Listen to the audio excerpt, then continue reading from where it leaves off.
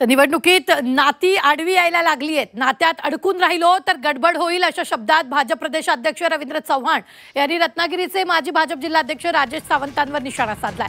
सावंत यांची लेक शिवसेना उद्धव बाळासाहेब ठाकरे पक्षाकडून नगराध्यक्ष पदासाठी रिंगणात आहे. यावरून सावंत यांचं स्टेटस पाहू नका, ते भाजपचा भाग नाहीत असं चव्हाण यांनी म्हटलंय. तर पक्षानं बेदखल केल्यानं आता लेकीचा प्रचार करणार असल्याचं सावंत यांनी स्पष्ट केलेलं आहे.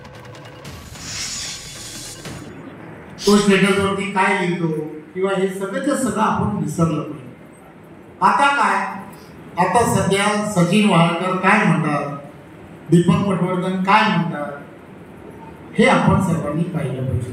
मी विशेष करून भारतीय जनता पार्टीच्या कार्यकर्त्यांना सांगू इच्छितो, लक्षात घ्या, त्याचं नातं आहे ही वस्तुस्थिती जरी खरी असली तरी एक गोष्ट लक्षात घेतली पाहिजे की भारतीय जनता पार्टीने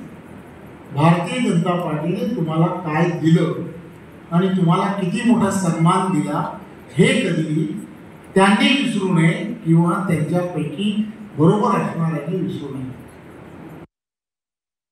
रवींद्र चव्हाण साहेब हे नुसते माझ्या पक्षाचे अध्यक्षच नव्हे, माझे ते गुरुबंधू होते आणि माझे मार्गदर्शक होते.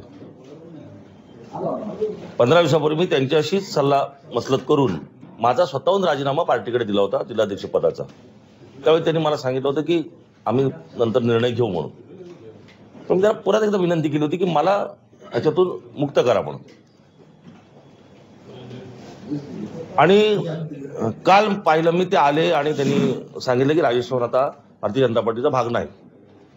मला जरी साहेबांनी नुसता एक मेसेज जरी पाठवला असता की राजेश तू सदस्य पदाचा राजीनामा दे भारतीय जनता पार्टीचा, तुला आता भारतीय जनता पार्टीमध्ये काम करायला संधी नाही, तरी त्यांच्या एका नुसत्या मेसेजवरून सुद्धा मी आपल्या सगळ्या पत्रकारांसमोर येऊन मी माझ्या राजीनाम्याचं सगळं सांगितलं असतं. साहेबांनी माझ्याकरता एवढा वेळ खर्ची घालण्याची गरज नव्हती.